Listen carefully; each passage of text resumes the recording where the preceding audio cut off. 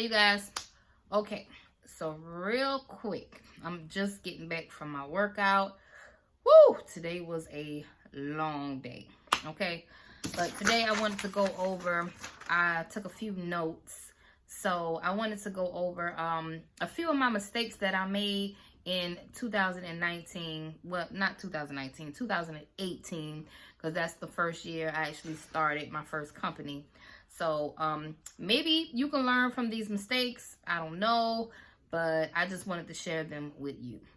Now, the first mistake that I made in business was certificate of existence, right? So I got something in the mail that said certificate of existence, that I needed to pay $75 for it, and if I don't pay it, XYZ is going to happen. So I found out that you can actually get this certificate of existence online at your Secretary of State, and it's dirt cheap, okay? And it's just like proof that you have an LLC or some kind of proof that your company exists. But you got to watch out when you're a new business, because you're going to get thrown a lot of crap, and you're going to be thinking that you need to pay it. I'm glad I didn't pay that, because I got it online dirt cheap. I went to Secretary of State and got the certificate of existence. So the second mistake I made was I paid for a federal labor law poster. Okay, the poster is right here, still on my wall. You see it right there? Yeah, it's still there. Okay, so when I first started my business, I got a phone call, right? And it was around tax season. So the lady was like, look, if you don't have this poster up, it's mandatory. You're going to get fined. The IRS is going to come after you, blase, blase. So what's your card number? And like a fool, I paid for it. And it was like 80 bucks. 80 bucks, and they got me. Yeah, they got me, because I found out later on that you can get that poster for free online. So don't make the same mistakes I did. I know I'm trying to school y'all so that you don't walk through the same path that I walked through, okay? Number 3 would be quarterly taxes. Don't feel bad if you make a whole bunch of mistakes in your first business like I did, because it's your first time in business, and hey, you're entitled to make mistakes, right? And it's so much that you have to learn at one time, and it can be overwhelming. So quarterly taxes, I got confused, mixed up with paying quarterly taxes and employee quarterly taxes. See, QuickBooks actually pays your employee quarterly taxes, but they don't pay your business quarterly taxes. You have to pay that. I didn't know that. But now I know, and I want to just school somebody else in case y'all are going through it, and you might think the same thing I'm thinking, because I'm thinking that QuickBooks is taking out quarterly taxes when, yeah, they were taking it out, but for my employees, not for the business, okay? The third thing, well, I said the third. What am I on? 1, 2, 3, 4. 4.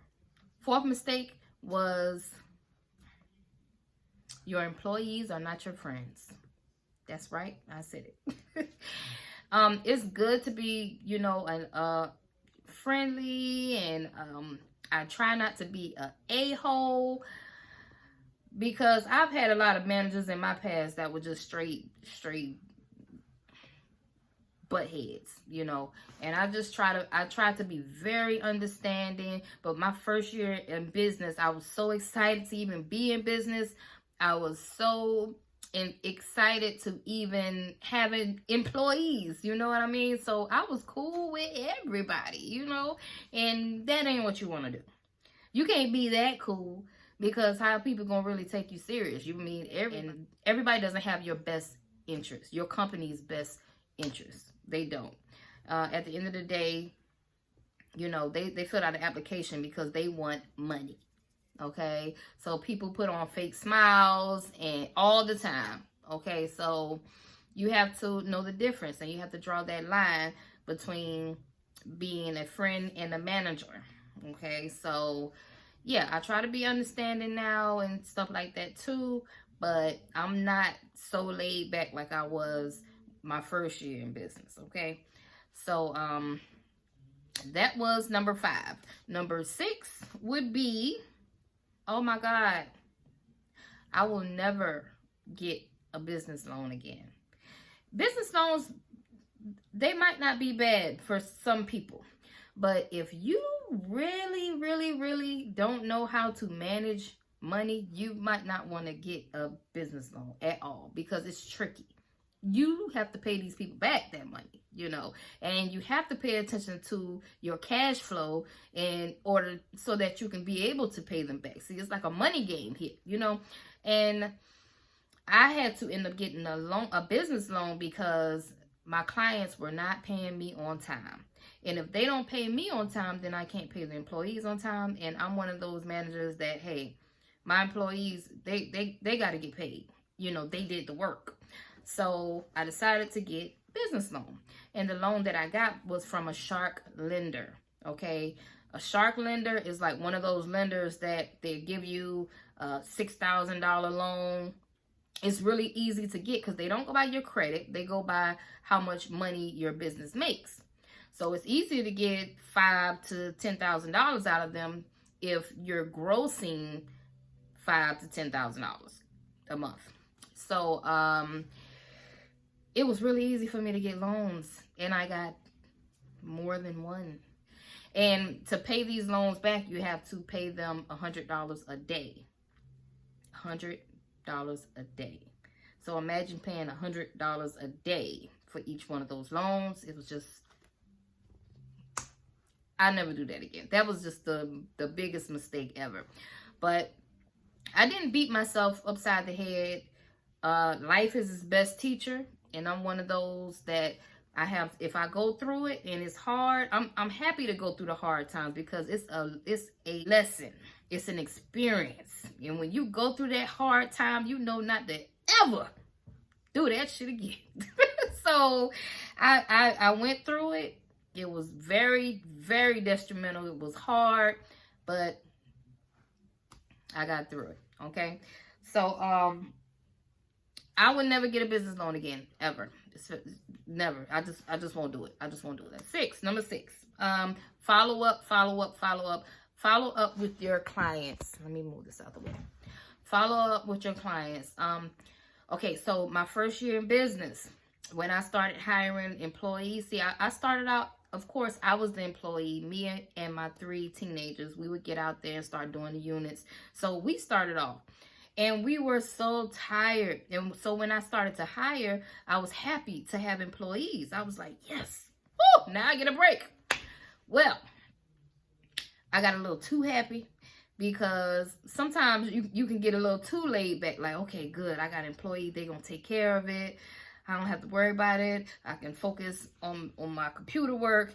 And no. I had to learn that was the biggest mistake ever. You got to follow up, baby. I don't care if it's the best cleaner you got. You have to go behind them and follow up. Call and make sure that they did a good job. If you can't make it out there, always stay on top, because every time I got comfortable and said, okay, so-and-so gonna take care of it. Thank you, Jesus. I got a phone call the next day. No, so-and-so did not even come. Or so-and-so didn't do this and that and that. And I need y'all to come touch it up. It never failed. It never failed. Every time I didn't do a follow-up on something, I would get a phone call. Every time. And then every time I followed up on something, oh yeah, they did good. It was fine. Hey, how was it? Hungry, man. I was doing a video. Okay, so I was just going over all the mistakes that I made in 2018 when I first started my business. You can just cut this one out. We're just gonna pause. Be right back. What? I'm not finished. I was talking to the people. I'm hungry, man. You that hungry? Yes, Mom. Remember I was supposed to eat something at the mall. I didn't get no food.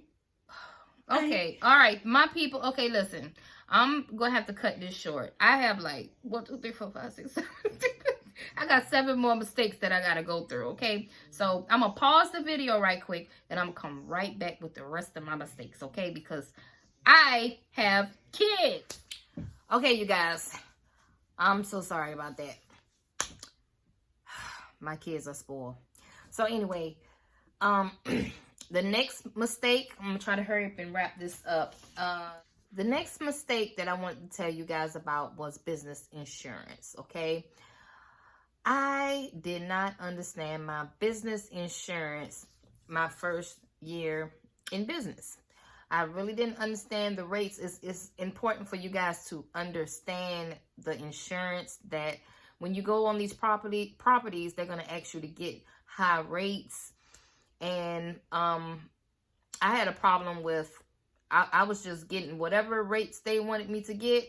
I would get the rates, and I wasn't thinking, well, how much work are they going to be giving me? Because at one point, I had one client demand us to have this high-ass insurance, that they should probably like recommend a contractor, someone that's like building the apartment complex or something, should have those high rates, like not a cleaning company, you know? So it didn't make sense. And not only that, but the property wasn't giving us a lot of units each month. They were probably giving us about 4 or 5 units a month, and that didn't add up. But I didn't realize it until it was too late. I was like, you know what? I have this high-ass insurance because of this one property right here that's not even giving us a lot of work, you know. So at the end of the day, I just cut that property off. And I lowered my insurance and kept all the rest of the properties or whatnot. So now what we do is, if their insurance, if their requirements are high, it makes my insurance go up monthly, then we go up on our prices, you know. And that's just how I handled that situation. So really, you really got to know, you have to have a good insurance broker and know what you're getting into and really understand your insurance. Okay. The next one would be hiring a bookkeeper and hiring a CPA. I personally think that when in the beginning, like when you don't have any employees and you're just working around 1, 2, 3 people, then yeah, you can do your bookkeeping yourself. But once your business starts to grow, you really need to hire a bookkeeper and a CPA. And I had to learn that the hard way, because I was thinking in the beginning, oh, this is easy. I can do my own bookkeeping. I mean, hey, I know where everything goes at. I can figure this out. See, I ain't had no time to do it. You know, because at the end of the day, I will go in my books, and it's been times I will be in front of my computer asleep, you know, thinking that I can be Miss Do It All. You can't be Miss Do It All, because you're going to mess something up. Okay, so that was another big mistake that I made, trying to do everything. No, if I had to do it all over again, I would definitely hire a bookkeeper and a CPA, both. I would just hire them off top, because I know I plan to grow big anyway. So it's good to build those relationships with a great bookkeeper, a great CPA, and you're a great tax preparer. Those 3 things. It's good to have those people in your entity all year round. Be communicating with them all year round, so they can know the structure of your business and they'll know how to handle everything. So bookkeeper and CPA, that was my one of my biggest mistakes, not having those. Last but not least, because I got to get out of here, is make sure your company is in compliance. That was another big mistake for me. not making sure that the company was in compliance at all time. Because when you're doing, I'm speaking in reference to apartment complexes, by the way. I notice whenever we clean apartment complexes, sometimes our money would get held up. And they'll say, oh, by the way, you're not in compliance anymore. Something expired. Your insurance expired, or you have to go back on the website and pay another $100 or something. It was always something, you know. And I'm like, well, dang, why make us do $1,800 worth of stuff and we're not in compliance? Okay, but guess what? They don't care. So I had to get used to making sure that our company is in compliance before we even start cleaning a unit. I would have to make that phone call and say, hey, are we in compliance? We're not in default on anything, are we? Okay, because I don't want to hear no mess about no money. Oh, you can't pay me now. We got to wait another 30 days and all this old crap. Because stuff like that will hold you up on making your payroll. You know, then you end up having to get a damn business loan. But don't do that. So anyway, that's all I got for you guys tonight. I've run my mouth enough, okay? So if you got any mistakes that you made, and we all have made mistakes before, please leave them down in the comments below, because I would like to check them out, okay? Like, comment, subscribe, and I'll see y'all on the next video.